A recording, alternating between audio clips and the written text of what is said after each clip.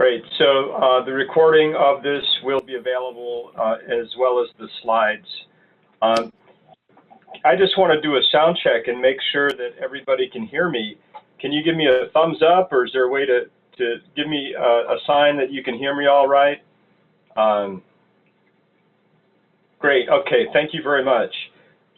So I'm really glad to be here with you, and really touched that so many of my colleagues have responded with such interest in the topic of tending moral injury and providing pastoral care to returning veterans.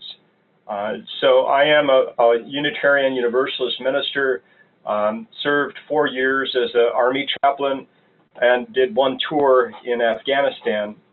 And since I was released from active duty, I serve a congregation as a minister, but I continue to do work with the veteran community. And also I continue to work with clergy and faith leaders to build capacity of faith communities to tend moral injury and utilize spiritual disciplines for what I like to call post-traumatic growth. So in the next hour, what I'd like to do is just share with you some of the things I've learned, some insights I have, and just create a space for a collegial conversation. I have some slides, and I have some photographs, I have some information, I have some pictures to share with you about my ministry. And I'd like to keep it interactive as much as we are able, and certainly leave plenty of time at the end for discussion. So with that being said, Allison, why don't we start the slides. These slides will be available to you, so there's a lot of information here. Don't worry about taking it all in, but I just want to highlight some of the main points. I'd like to begin by addressing what I will call some traps as we approach the topic of ministry and the military, ministry and veterans. Next slide, please.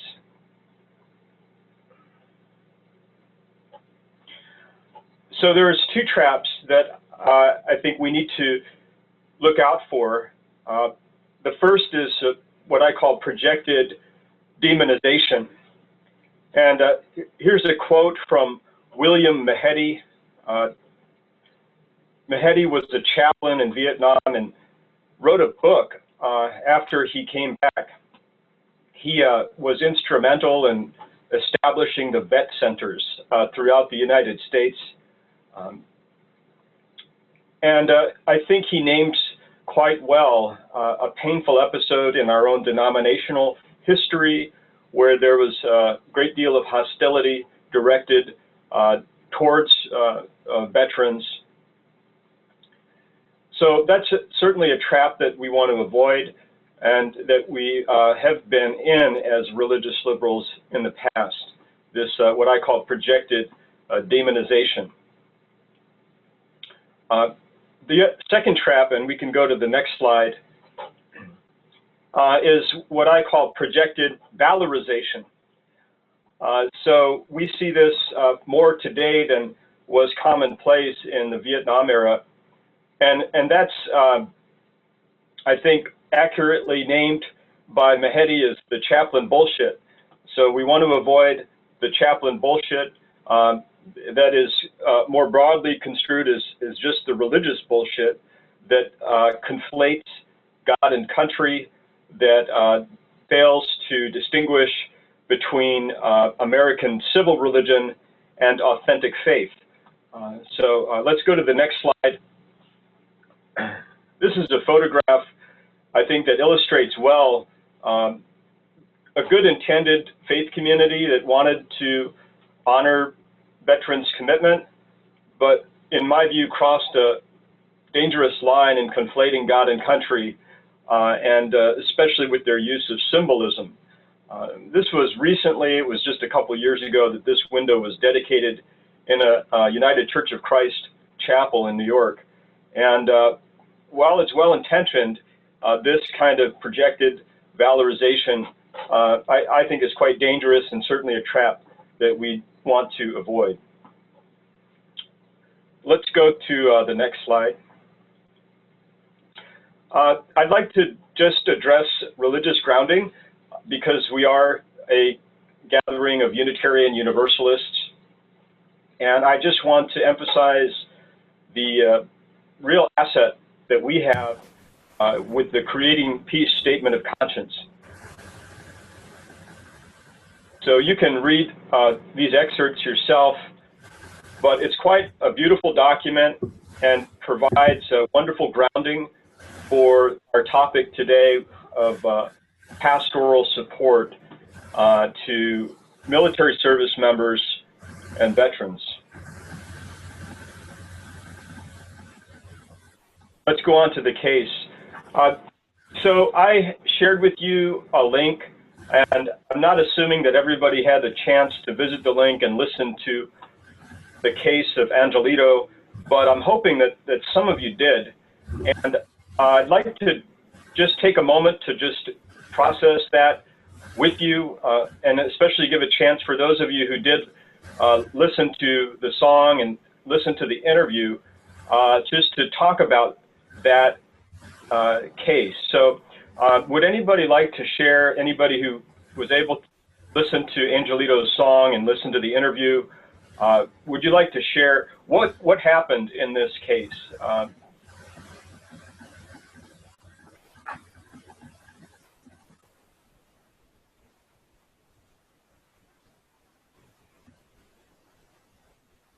You didn't do your homework? No. So maybe I need to summarize, or is there somebody here that, can somebody tell me what happened to Angelito, or what you understood? Okay. Can you hear me? Yes. Who's talking, please? So this is Jill. I'm on a phone, and I think he was restored to community. He was isolated. He was going to ever be in a relationship with God again, in the listening presence of the person who listened to him who's doing an interview. Is that you? Are you doing the interview? Well, anyways, he was restored to community, back into a relationship. Okay, I don't know if you could hear Jill. What I heard Jill say was Angelito was restored to community. And I think that's accurate, but I want to back up a little bit and just talk about what happened, the critical incident that happened to Angelito. So let me tell you the story, and I'm not going to assume that you know the story of what happened. Angelito is a soldier that I met during my deployment in Afghanistan, and he came to me for chaplain support. And when he came to me, he was ready to kill himself. He felt he was a monster, in his words. He said, "I'm a monster." And he told me he had tried everything from mental health to anger management. He had self-medicated with alcohol for a number of years. So his presenting issue was an incident that happened 4 years prior in a previous deployment. So imagine the setting. We are in Afghanistan. He's in his second deployment, and all of these things are coming up for him, and he doesn't have the capacity to cope. So I built a relationship with him, and over time built some trust, and he shared with me a story of what happened. And what happened to Angelito was that he was in a convoy, a series of vehicles traveling through a village in Iraq, and their rule of engagement, ROE, was if they were approached by a vehicle to fire a warning shot, the second to shoot to disable the vehicle, and the third to shoot to kill the driver. And this rule of engagement came into being because in that time, in that part of the country, many of our soldiers were being killed by vehicle-borne improvised explosive devices, VBEDs. So there was a real threat, and this rule of engagement was developed to address this threat. Well, in this particular day, Angelito's convoy was moving through a village. A vehicle approached them, and the gunner, who was just 19 in a gun truck, had to make a split-second decision. Mistakenly fired the first round through the windshield and hit the driver. The driver got out and was bleeding from the gut, and Angelito was able to witness the whole thing from the vehicle. He also heard the screams of children in the vehicle, and it soon became apparent that they had shot a father in the presence of his wife and children. And the soldiers in the convoy decided to keep going. And not only did they decide to keep going, but they shouted obscenities at the man as he died in the road. And Angelito participated in that. He also shouted obscenities. The incident haunted him for years. What he saw, what he did, what he was a part of, what he failed to do. And his pain was more acute because he was the medic. He was trained, he was the one trained in the convoy to save lives. And he knew how to administer what's called combat lifesaver, to stop those kinds of traumatic wounds. But he didn't. He didn't stop, and they kept going. So when Angelito came to me, his story was one of betrayal. He said, "I betrayed my true self." He said, "My father taught me the story of the Good Samaritan. He taught me to be that man. And in Iraq, I did the exact opposite." Because of that, he had a great deal of shame. He said he hated himself. And out of that, he thought the only solution was to end his life. Through my relationship, I was able to provide some guidance to Angelito and encourage him to put his story to music. He was a gifted songwriter and also a guitarist, and he did that. He wrote a song called "Driving By As I Watch You Bleed." You can listen to the song. I sent you the link.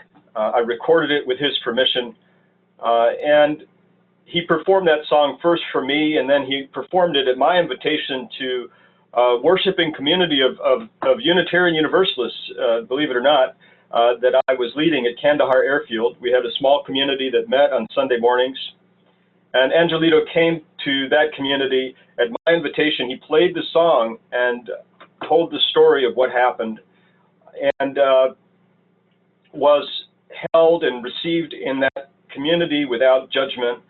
And that, as we heard from Jill earlier, that was a big part of his restoration to community, feeling the forgiveness and acceptance from the community, telling his story and being heard and without being blamed. And through that process, Angelito moved from a place of shame, which I would call maladaptive, or shame is an isolating emotion, to a place of appropriate guilt. Guilt, when I say appropriate guilt, I'm distinguishing it from neurotic guilt. And guilt is, shame says I'm a bad person. Guilt says I did a bad thing. So there's a difference. And guilt is an adaptive emotion. It's a connecting emotion, and it can drive and be a motivating force for restitution and reparative action. So the work I did with Angelito was moving him from a place of shame to a place of appropriate guilt for acknowledging real harm done, and then offering him an opportunity to humanize the man that they had dehumanized by writing a song and dedicating it to the man who had died in the road. So you can listen to Angelito talk about the song and how it was redemptive for him, but that is in the recorded interview.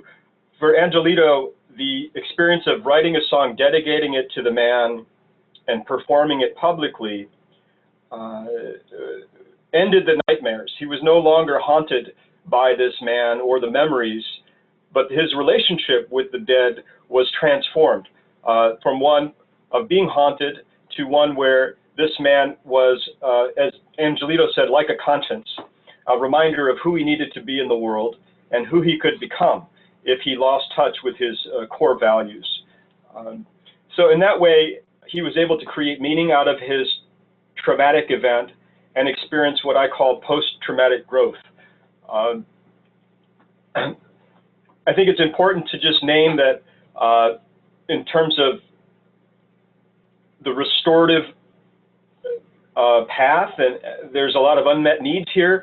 Obviously, the family of the victim who died in the road, the children, there's a lot of unmet needs, unmet restorative justice needs. So I'm not in any way suggesting that the work is done, but certainly for Angelito, for him to be able to reconcile and find self-forgiveness and even move beyond this place of self-loathing to a place of self-acceptance and self-forgiveness was, I think, an achievement, a significant achievement. I see Genelise is noting a book that I actually have on my shelf, The Lucifer Effect. Do you want to say something about that, Genelise?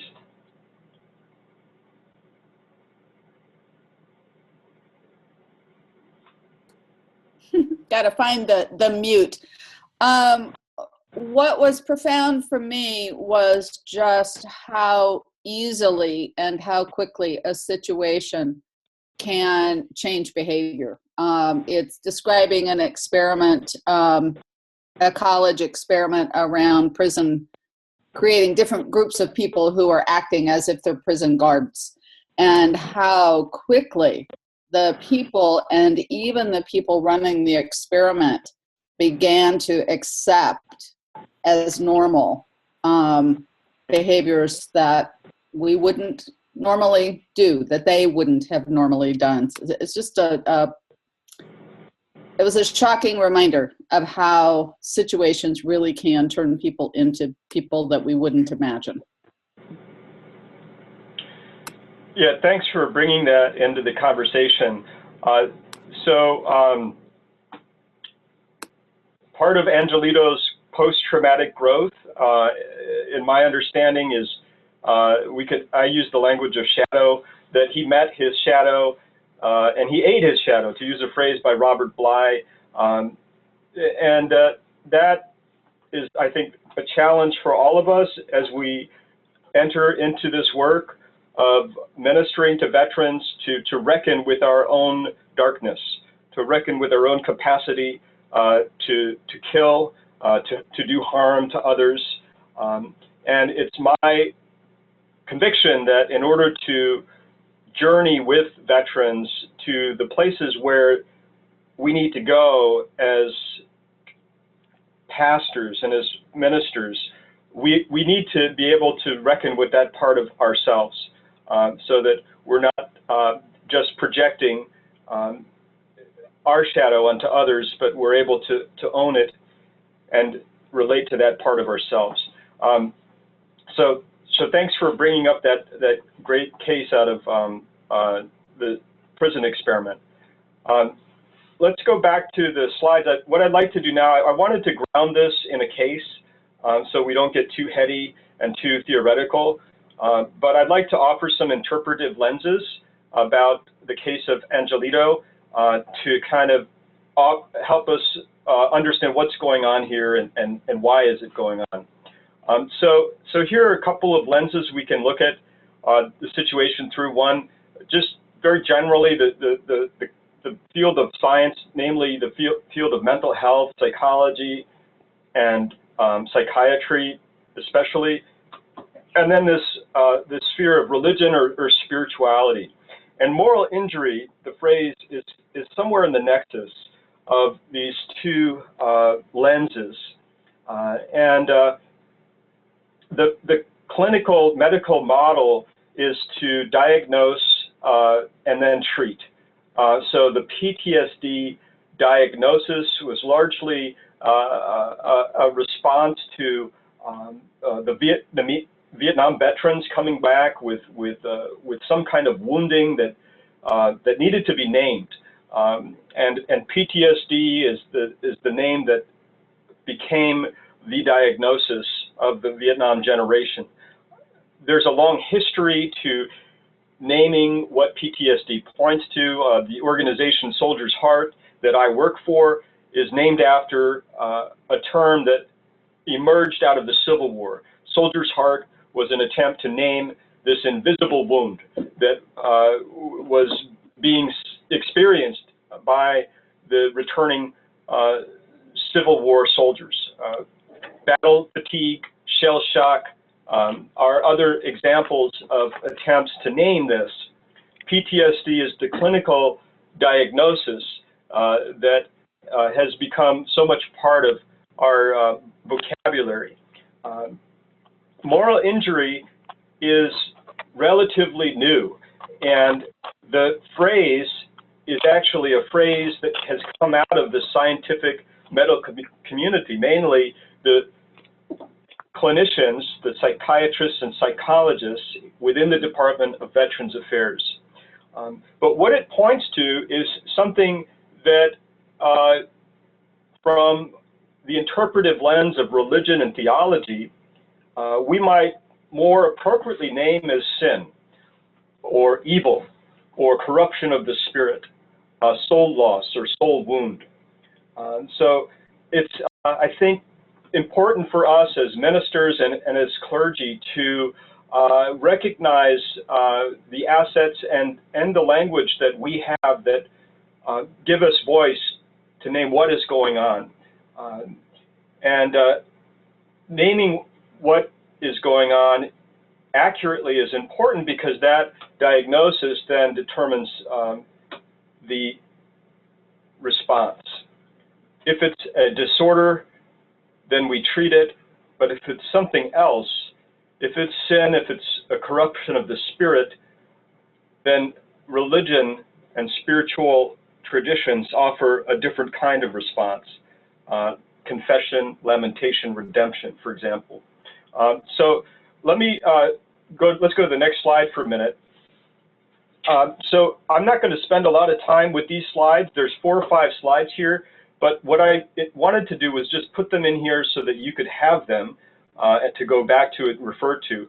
But I wanted to show you how moral injury and moral repair is being discussed within the Department of Veterans Affairs from the mental health clinicians like Brett Litz. So let's just look at a few of Brett Litz's slides here so you can see what the medical community is saying about PTSD and moral injury.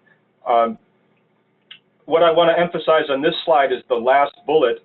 Military trauma has been conceptualized narrowly.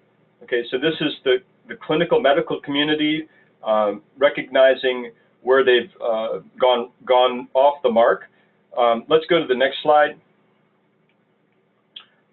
I want to emphasize again the last bullet.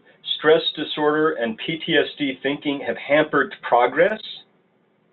Okay, so there's a growing recognition within the medical community that what they have been calling PTSD is too narrowly construed. Next slide. So there's a recognition that traumatic loss, this is the second bullet, and moral injury cause the most lasting scars. In fact, Jonathan Shea, who is a leading thinker and writer on the topic of moral injury coming out of the clinical psychiatric model, has recently said that moral injury, not PTSD, is the cause of veteran suicides. He makes it the case that it's moral injury. not PTSD, that is causing so many service members and veterans to take their lives. And I agree with that. Let's go to I think there's one more slide here from Brett Litz. So this is a very working definition, and it's coming out of, again, the Department of Veterans Affairs. What do we mean when we talk about moral injury? The lasting psychological, biological, spiritual, behavioral, and social impact of perpetrating, failing to prevent, or bearing witness to acts that transgress deeply held moral beliefs and expectations. So what I want to emphasize is the difference, the distinction between PTSD here and moral injury is that PTSD is largely assuming that the veteran, the service member, is the victim, whereas moral injury is now indicating that the veteran, the service member, may in fact be the perpetrator or the witness. So there's this element of moral agency. Another distinction between PTSD and moral injury is the core emotion. PTSD is often understood to be a response to an overwhelming experience of fear. But as we've seen here in these slides, moral injury is more rooted in shame and guilt. So there's a difference in the core emotion. Having said that, there is a lot of overlap between what we could call symptoms of PTSD or moral injury. So there definitely is a relationship, and they need to be understood in relationship. Let's go to the next slide. I think this is the last slide here from Litz. What I want to emphasize is that the medical community is recognizing the limits of their own model of approach to what they're calling moral injury. They're recognizing and seeing that religious leaders and spiritual traditions can do what they can't do. So there is really a call to religious leaders like ourselves to engage and to bring the resources, the language that we have to the work of healing what we're calling moral injury. Let's go to the next slide. So what are the right questions to ask? Brett Litz says we need to be asking the right questions, or maybe we haven't been asking the right questions. I think this is one of the important questions that we need to ask as religious liberals, and Carl Menninger asked it back in the 70s. It's the question of sin and what became of sin. And in this book, Menninger has a whole chapter dedicated to the sin of war, and talking about war as sin. Let's go to the next slide. So Menninger is one of several authors who have really stood at the nexus of the medical and religious model to try to get at what is this idea of moral injury or soul wounding. I've already mentioned William Mahedi. We read a quote from him, and that's his book. I mentioned Jonathan Shea. The book Achilles in Vietnam is where he introduced the concept of moral injury. And for Jonathan Shea, he defined moral injury simply as a betrayal of what's right. The other books that I want to just point out in terms of your own research and development that I've presented here, Scott Peck, a powerful book, a medical doctor using the language of sin and evil, speaking out of his experience as an Army medical psychiatrist in Vietnam. Larry Dewey, the bottom left, again, he's a clinician, psychiatrist within the Department of Veterans Affairs, but he wrote a book about his experience with PTSD and Vietnam veterans, where he uses the language of redemption. And it's very interesting how he talks about his choice of the word redemption in the book. And he says that from his experience and from what his veterans tell him, the word redemption is the only word that can capture what they're experiencing in their journey out of the hell of war. I work with Ed Tick. He's the author of War and the Soul. Ed Tick talks about post-traumatic soul distress as a more accurate understanding of what the clinicians have named post-traumatic stress disorder. He also reframes it as post-traumatic social disorder, pointing to the social dimension of veteran wounding. And we'll talk more about that when I address the social contract. Rita Nakashima-Brock and Gabrielle Latini have published a book out of Beacon Press, Soul Repair. There's a lot of good work in that book. And there's a study guide as well that's available from Beacon Press. And the last book by Andrew Bacevich, Breach of Trust, pointing to the breakdown of the social contract, how Americans failed their soldiers and their country. I'm going to talk more about the social contract and how that relates to moral injury in a few minutes. Why don't we go to the next slide? So these are the key concepts. In order to venture into this realm of tending moral injury, it's helpful to have some clarity and some conceptual clarity and also some language to talk about what's going on and how do we respond. So these are some key concepts that I just want to introduce. Certainly, the definitions I offer are just a starting point for a conversation. They're in no way absolute or conclusive, but they're the working definitions that I found have been most helpful in my ministry, so that I offer them to you so that you have some framework to talk about what's going on and how do we respond. So let's look at moral values for a minute. If we're going to talk about moral injury, let's go to the next slide.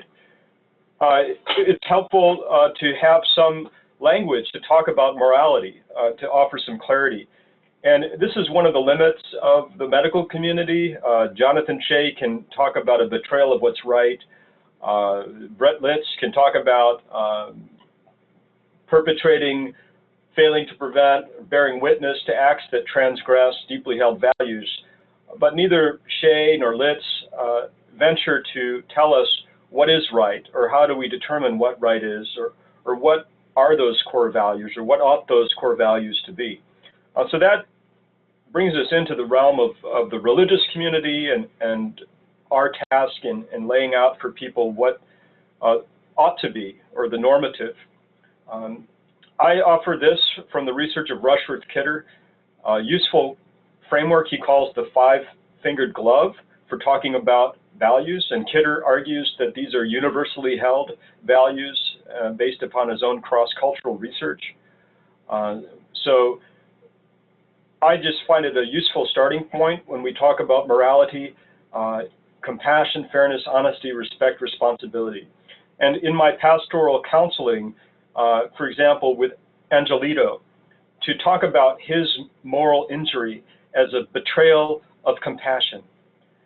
Remember, his father taught him the parable of the Good Samaritan, and the core value of that parable is the value of compassion. The Good Samaritan was compassionate, and Angelito did the exact opposite in his words.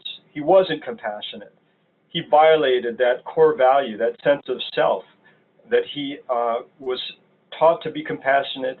He understood himself to be a compassionate person, but in Iraq he discovered that in fact he was not compassionate.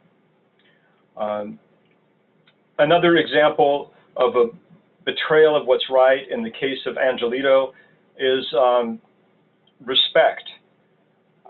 The soldiers shouted obscenities as they drove past the man while he bled to death in front of his children and his wife. So there was a dehumanization, a breach of respect that wounded Angelito in a profound way. Honesty was another value that was betrayed in Angelito's story. The leader of the convoy lied and didn't tell the truth of what had happened. The truth is that the gunner did not follow the rules of engagement, but had the convoy commander told the truth, that gunner may have lost his military career. So in order to protect their own, they lied. So it is a dilemma of truth versus loyalty.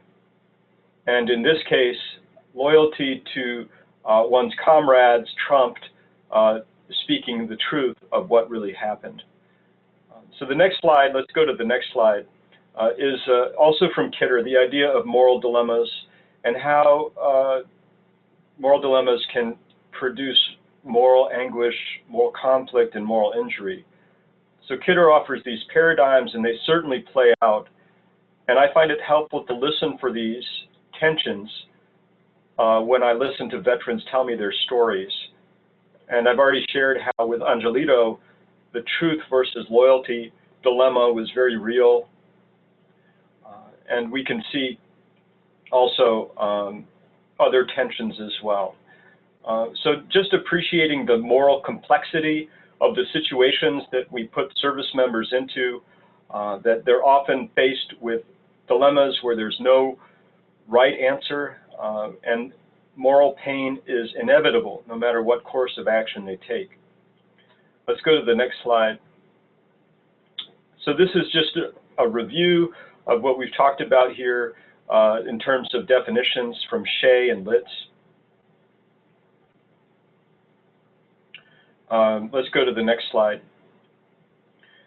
Moral disengagement is a concept that was really pioneered by Albert Bandura. And we made some reference to the Lucifer effect and the Stanford prison experiments. The phenomenon of moral disengagement is another way to understand what's going on there. It's the using rationalizing techniques in order to escape the anxiety of harmful conduct. So these are 4 bullets of types of rationalization. And what I want to stress is how moral disengagement is just part of military training, that soldiers who go through basic training are trained to morally disengage. And it happens in order to create more efficient killers. And David Grossman has written a book called On Killing, which documents the development of military training in the United States to create efficient killers.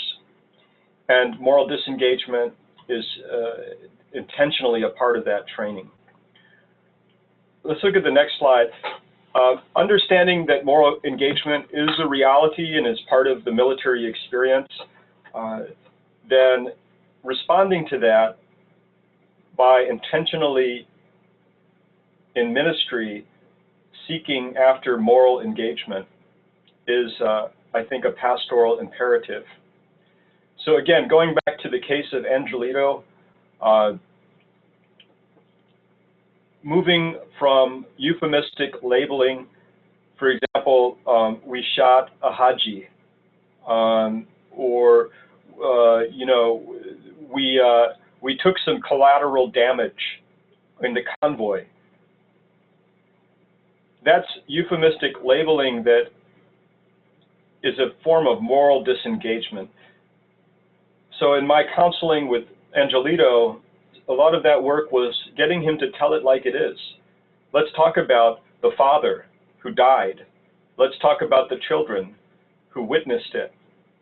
Let's talk about the human being that suffered an unnecessary and wrongful death. This is part of the work of moral engagement and essential to the task of tending moral injury. Another piece that really was very alive in my work with Angelito was reclaiming moral agency. Angelito had been to many care providers, he'd been to counselors, anger management. People had told him, it's not your fault, you were just doing your job.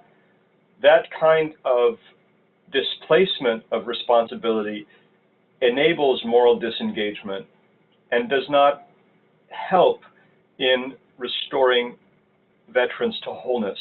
Wholeness understood as being morally engaged, being a moral agency, able to accept responsibility.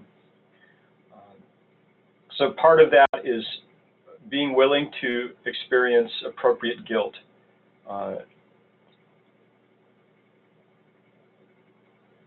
And of course, with the last one about dehumanizing or demonizing, the task or the work that Angelito did in putting his story into song and dedicating it to the man that his convoy had killed was the work of moral engagement. It's the work of humanizing the other. Okay, let's move on. This is a really interesting case. You can research it on your own. Ted Westhuizen, a tragic story, the highest ranking officer to commit suicide in Iraq. But it illustrates well what we're talking about in terms of betrayal of what's right, in terms of moral injury. Nancy Sherman has written a beautiful chapter in her book, The Untold War, about Ted Westhuizen. Andrew Basovich dedicated his book, Breach of Trust, to Ted Westhuizen. So you can read about his story, but I'm not going to get into it now. Let's go to the next slide. Next slide. Corey Remsburg is another story that really illustrates well moral injury and the breakdown of the social contract, which I'm going to talk about next. This is a photo of Corey Remsburg at the State of the Union address in 2014, deployed 10 times and blown up on his 10th deployment. Peter Beinart has written a beautiful piece in The Atlantic that I would recommend you read. You can find it online, and it is titled What Obama Should Have Said About Corey Remsburg. And it was published in The Atlantic after the State of the Union address. But again, it speaks to a betrayal of fairness, a breakdown of the social contract, in that we deployed a service member 10 times. And the only way we could reckon with it was for our political leaders to stand up and applaud him for 2 minutes. So the last topic I want to address, we'll go to the slide here, is the social contract. We cannot fully understand the moral pain of service members and veterans without understanding the systemic dimension. And this slide is a slide from the Department of Defense. It breaks down the social contract in terms of how the armed forces of our nation relate to the citizens and the elected officials. And very simply, it works something like this. The people of the nation, in the current structure of our society, volunteer to join the armed forces of our nation. In taking that step, they take an oath. I myself rose my right hand to accept and defend the Constitution of all, and in taking that oath, a service member assumes what we could call unlimited liability. That means I'm willing to kill and I'm willing to die on behalf of the nation. In return, the service member expects that the nation use them well for a noble purpose. So this is the social contract. Now, I'm willing to kill for you. I'm willing to die for you, but you need to be willing and committed to using me well, using me for a noble purpose. And that is the social contract. It's built on a relationship of trust. And when it breaks down, which it has in our society, then it results in a colossal injury, moral injury. So let's go to the next slide, and you can basically see how that works. Veterans can feel abused, abandoned, and betrayed or violated by the very country, people, and leaders to whom they had offered their faith, trust, and lives. And that's getting more towards what Ed Tick is talking about when he speaks of post-traumatic social disorder, this breakdown of the social contract. Andrew Bacevich talks about the shift in our culture from the World War II era, which he calls the People's War, to this era where we have what he calls Washington's Wars. The People's Wars were fought by a broad swath of the population. There was widespread social and civic engagement. People sacrificed for the war effort. Today we have Washington's Wars where less than 1% serves, and much of the public is disengaged, apathetic, if not completely oblivious. This creates a situation where it's especially difficult for veterans to return. So what do we do about this? How do we tend to moral injury? We bring the assets of our faith community, and this is a beautiful book by Richard Foster. He outlines 12 classic spiritual disciplines, and I contend that this is what we bring as clergy, as spiritual communities, to the wound, the moral wound that the clinicians don't have. And this is our strength, this is our contribution, and this is where we can make a difference. I'll finish just by showing you a few slides of how I use spiritual disciplines in my own ministry. Clearly with Angelito, confession, the worshiping community was part of his experience.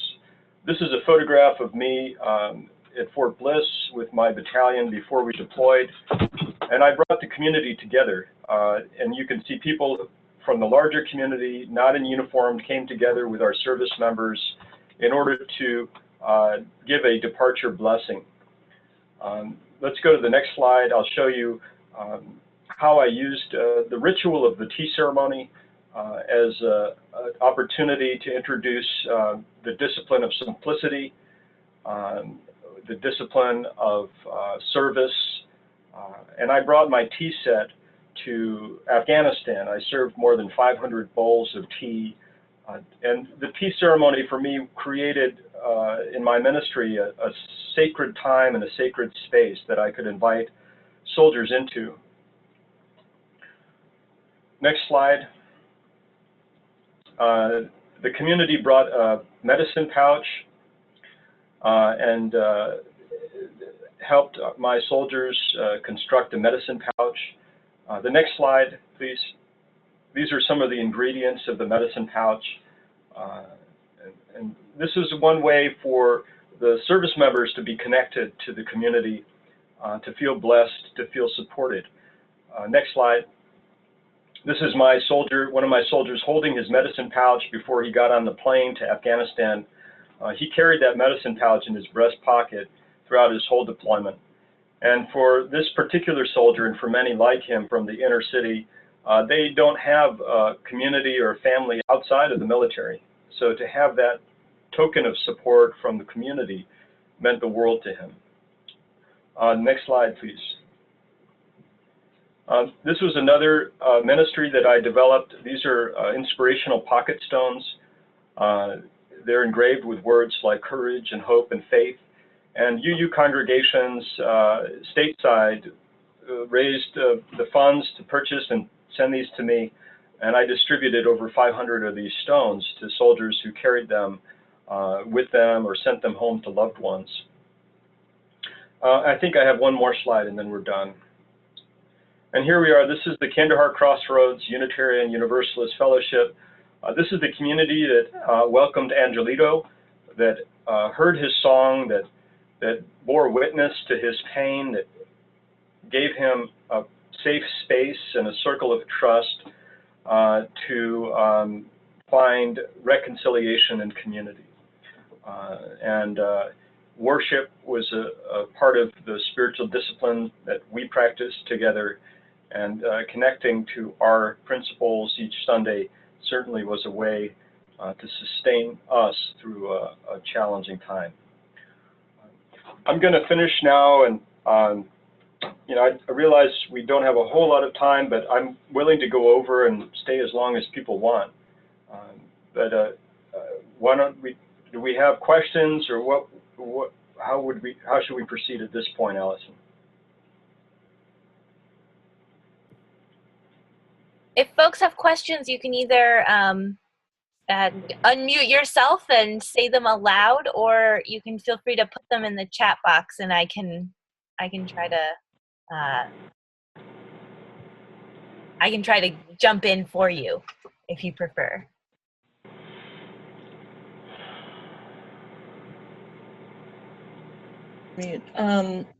Actually, well, I'm wondering about a UU version of confession and absolution. I wonder if you have something to recommend, because it's certainly, I'm thinking about preaching a series of deeply un-UU concepts that actually have a lot of value, and confession is one of them. And I'd love to talk about moral injury as part of that, but if you already have a system in place, I'd love to hear about it.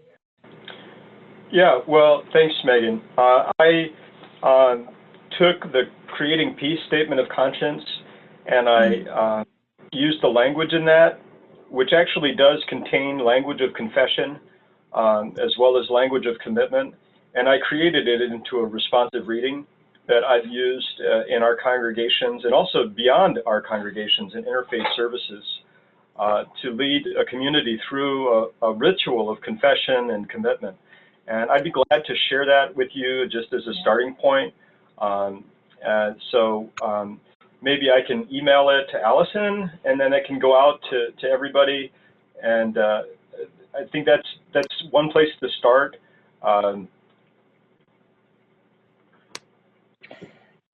That's great. And I also was thinking more personally of the role of minister, almost like what's our version of the confession booth?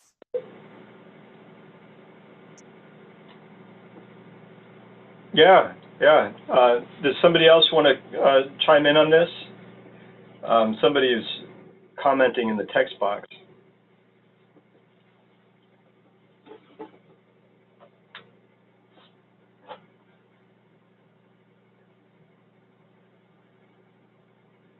Yeah, Deb Kayer is saying that there's these materials from the Congregation of Abraxas, which are actually currently not online, but should be within the next couple of months. They were taken off of Worship Web and are being transferred over to UUMA Connect.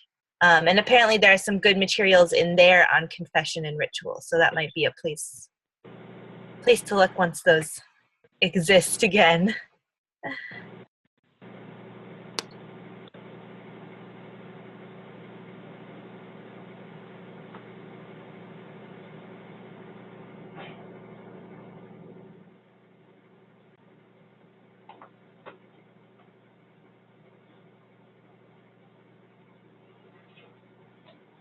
I don't know how to interpret your silence. I'm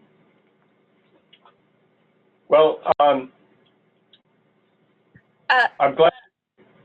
Yeah. Do you see the question that just came in? No. Jean Elise is saying, I would like to stay connected to others participating in this important ministry. Are there opportunities or networks to stay connected? Yeah. I'd love to build that kind of network.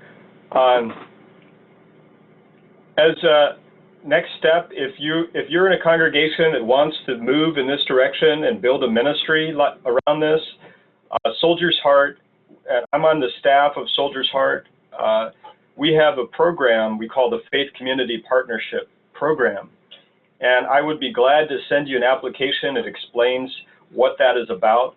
But my interest in working with Soldier's Heart is to build the capacity of faith communities throughout America, within Unitarian Universalism and beyond, to do the work that we're talking about.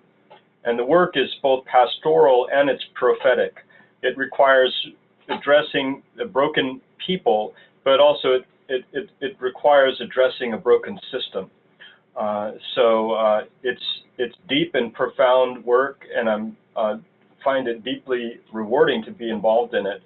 And it's a marathon. It's not a sprint, and that's why our office wants to build partnerships with faith communities and work over the course of a year to develop a ministry that can be sustainable.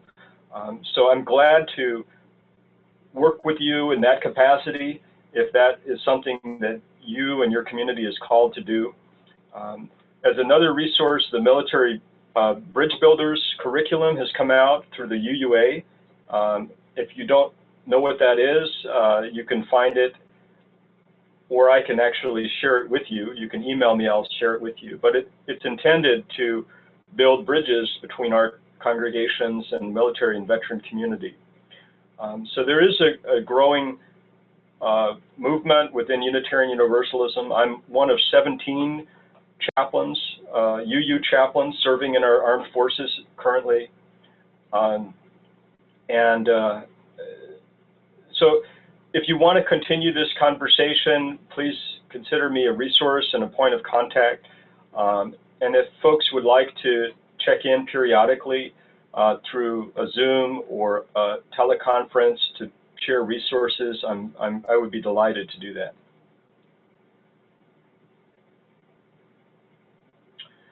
So I want to respect people's time, Allison, and I think we're at 5 o'clock. Sounds good. Okay. So we'll be sending out some resources to everyone, and thank you so much, Chris, and everyone for being a part of this. Yeah. Do you have any final words? Go well. Yeah, and stay in touch.